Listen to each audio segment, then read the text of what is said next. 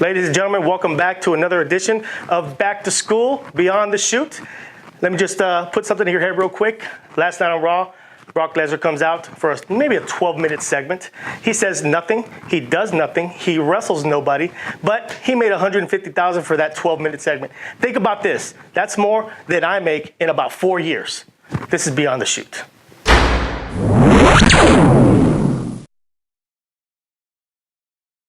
Psycho Steve here with another edition of Back to School. We're going to be grading SmackDown Live. Let's get right into it. First segment, Bruno Sammartino tribute. It's kind of crazy. On Raw last night, all the superstars were on the stage. Why didn't they do it on SmackDown as well? There weren't any SmackDown superstars on the stage at Raw. We want everybody to give tribute to Bruno, but I thought it was still good that they acknowledged Bruno at the beginning. I thought it was a really good segment.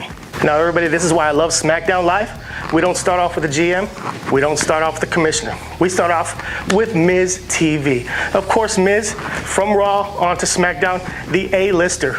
I mean, he's got so much heat going for him. He's cheered everywhere he goes. So Miz TV is a great start. So who's his first guest? Daniel Bryan. So we thought. He calls out Daniel Bryan twice. Does not come out. But who comes out?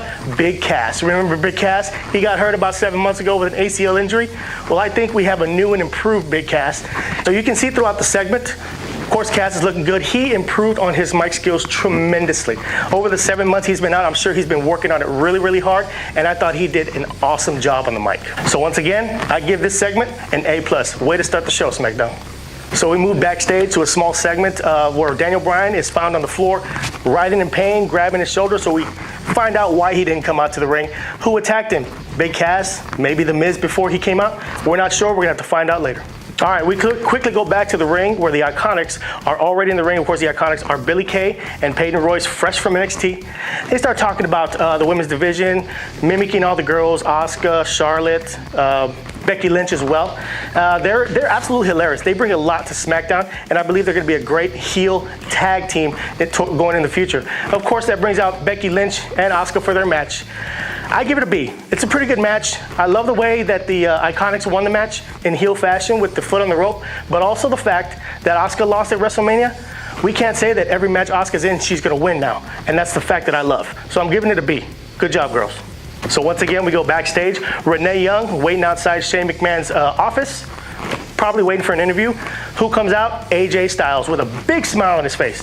AJ's finally going to get Shinsuke Nakamura tonight, but not by himself. Shinsuke, of course, being the heel that he is, has Rusev Day along with him, and he's trying to get a 6-man tag team match. So who is AJ going to tag with?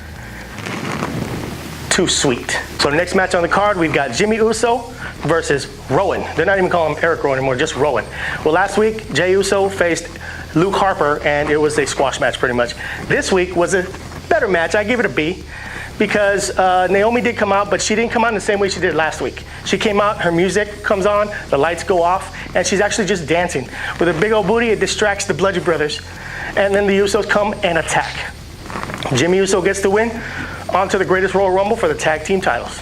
Back in the ring for the next segment, we have a contract signing between Carmella and Charlotte for the SmackDown Live Women's Championship.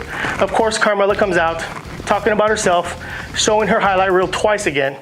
I mean, we know what happens in contract signings already. One person attacks another, and that's pretty much it.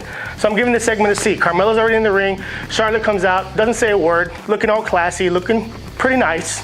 Sits down, gives a big woo, signs the contract, and flips the table. And that's it. On to the next match. We have Jeff Hardy versus Shelton Benjamin. At least we thought it was going to be Jeff Hardy. Last week, Jeff Hardy interrupted and took over the match that Randy Orton was supposed to have. This week, Randy Orton takes over the match that Jeff Hardy was supposed to have. But Jeff Hardy does stay in, not on commentary, but on the sidelines to watch the match. It was an okay match. I'll give it a C+. But the only reason I give it a plus is because the action that happened during the match that led to the ending of the match. Sunil Singh comes out and attacks Jeff Hardy. Sunil Singh, of course, that's Jinder Mahal's little lackey. Because Jinder Mahal's in Raw, but he's still going to face Jeff Hardy in the Greatest Royal Rumble. So he comes in, attacks Jeff Hardy, gets in the ring, and interferes kind of sort of because so Randy Orton RKO Sunil Singh, taking him out of the match, but that allows Shelton Benjamin to come from behind and hit his finisher. It's some kind of messed up code breaker type thing. I don't know what it was. It looked kind of weird. But it gave him the 1-2-3, beating Randy Orton. So it might cause a little triple threat if Jeff Hardy does keep his championship. So we'll find out in the future. So we go backstage again for a funny little bit with the New Day, of course, with their pancakes in front of them. Out come The Bar. Of course, The Bar have a match coming up in the Greatest Royal Rumble, and they tell New Day, we might just be here for this short amount of time. If we win the tag team titles, go back to Raw. They grab their pancakes, they say, we are The Bar, and they bounce out. New Day is disgusted. On to the next segment, sorry. All right, we go backstage with Renee Young again outside the trainer's room. Daniel Bryan comes out just to discuss the fact that he is resilient. Of course, he's wrapped in shoulder wrap, but he's going to be in that Greatest Royal Rumble. He's going to win that, and of course, he's going to go face Big Cass at Backlash. I can't wait. Next up, we have our main event of the night. The way Corey Graves says it, the Bullet Club against Rusev Day and Shinsuke Nakamura.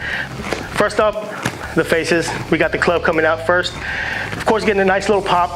Gallows and Anderson now on SmackDown. Pretty cool. I think it's awesome. And out comes Rusev Day. Of course, getting the biggest pop. That's what happens nowadays. Rusev is white hot. Their partner, Shinsuke Nakamura, comes out to one of the best entrances I've seen in a long time. His music has changed. The whole heel faction, the whole heel aspect of Shinsuke has changed. I think it's great. On to the match. I give this match an A. Of course, you have all these superstars coming together, hitting their spots, making each other look good, especially Gallows and Anderson. I think Gallows, he's a great wrestler, but he's a little slow, and they made him look like a beast. So I give this match an A. The way it ended, of course, Mr. Heel himself, Shinsuke, Kinshasa to the back of Gallows' head, 1, 2, 3. But the antics didn't end there. Of course, he goes, AJ attacks him, gets the upper hand, and then another low blow. That's 4 weeks in a row. I feel bad for AJ's nether regions down there because they're getting blasted every single week. Then, of course, Shinsuke wants to Kinshasa AJ. He goes for it, but who takes the bullet for him? It's not Gallows, but Anderson. Anderson comes in and makes the save. Of course, AJ is still pining with his nether regions because he got smacked. So once again, Shinsuke comes up, picks up Anderson, and gives him another Kinshasa. Of course, AJ's telling him not to, but the heel in Shinsuke, he does. And that's the end of the segment. I give it an A. We'll see what happens later. So final grade for the show, I give it a B+. It was really funny segments, really good matches, really great backstage action, and it told a lot of stories. A lot of storylines were created today. But one thing I didn't see was Cien Almas and Sanity. SmackDown, where are these superstars? We got to get them in here, give them some spots. But still, I give it a B+. Great show. Now, of course, those were my grades for the show. I want your grades for the show. Click this I up here. Let me know what you think. Give me a grade. And also, after you do that, please like, comment, and subscribe. Especially subscribe, because I want you part of this BTS family. Follow me on Twitter at psycho_Steve BTS. Thanks for watching again, folks. We'll see you tomorrow at NXT. Have a great evening.